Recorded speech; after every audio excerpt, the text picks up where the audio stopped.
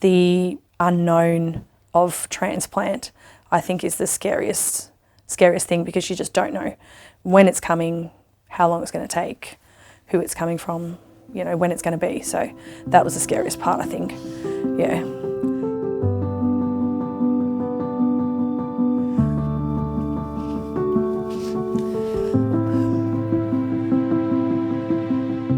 When Harlen was born, we noticed a bit of jaundice. So a lot of the maternal child health nurses and the doctors kind of just pushed it away and just said, oh, it'll clear up, it'll clear up. By about 7 or 8 weeks, when we went to the maternal child health, she turned around and she said, oh, it doesn't look quite right. Have you had this checked out before? I said, yeah, we've had multiple people check this out for us, doctors, nurses and that, and they said, it will clear up. And she said, no, something's seriously wrong. Multiple blood tests and things had confirmed that he did have a problem with his liver. And so from then on, it was just, yeah, go, go, go. It was quite a shock.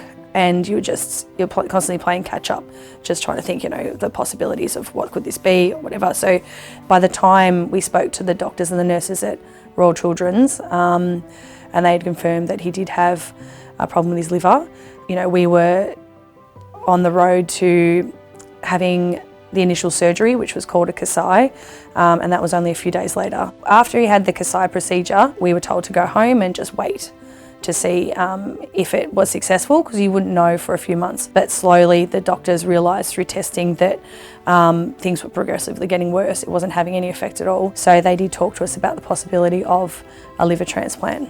It was really scary because you just don't know what to expect, you don't know what's going to happen next. But the hospital was great, they answered every question that we had and they were very supportive and gave us a lot of information.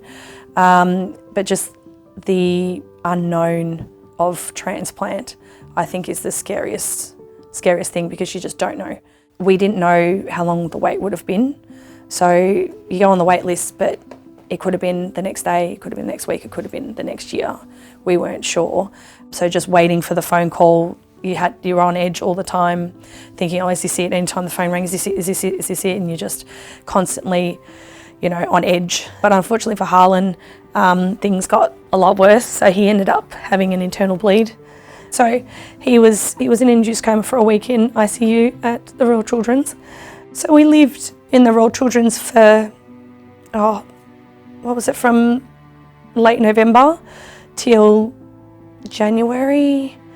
When I started to get worked up to be his donor, because we were running out of options and he was getting really bad. When that call came, yeah, that he's going to get a transplant,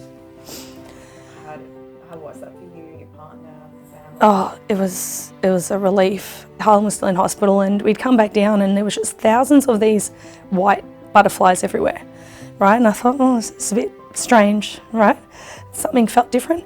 And then I no sooner got home and the phone call came through, and it was the lady from the Austin hospital, and she said, oh look, we found a donor for Harlen. And it's a really good match. It's just like the blood just drains from you, and I just collapsed on the floor. It meant that I could be there with him instead of being under the knife myself. There are around 2,000 Australians on the wait list for a life-saving transplant. What would you say to someone who's never thought about registering as an organ donor? Just do it. It's a really simple process. You just have to tick a box. It's really that easy. But you know, if you want to do one last thing before you leave this earth, become an organ donor and save people. And little fellows like Harlen. You change someone's life. Yeah. He's just been in the background the whole time. I've just been seeing his head like poke around. All right, come on, you want to do that?